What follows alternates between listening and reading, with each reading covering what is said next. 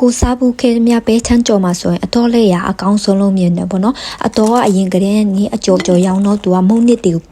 ကိုတိုင်ဆက်ပြီးမှကြော်တယ်ပေါ့နော်ကိုကတော့အတော်နဲ့မြို့ချင်းတော့မတူဘူးနော်တစ်ခေါက်တက်လေရင်းနဲ့စားမိရအော်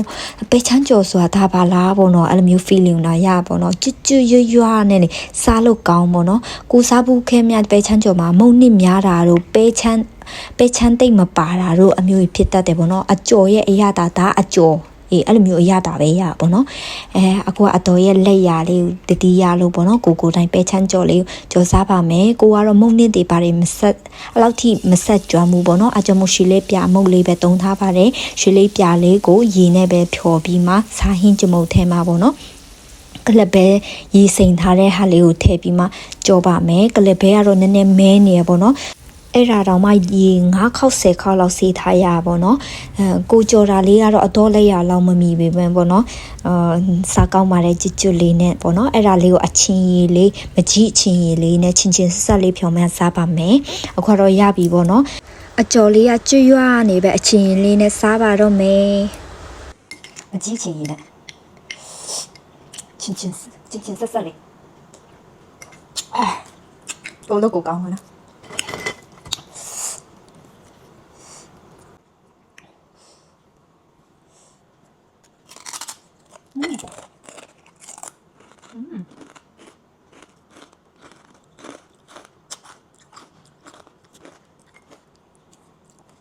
မစိုးစားကောင်းတယ်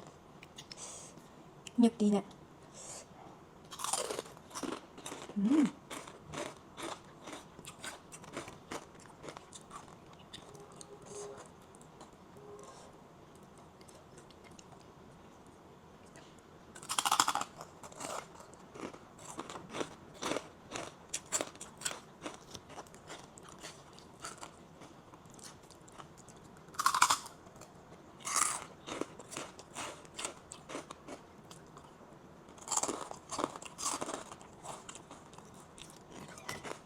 ဒီဘက်ကျရင်အေးစေးစားမယ်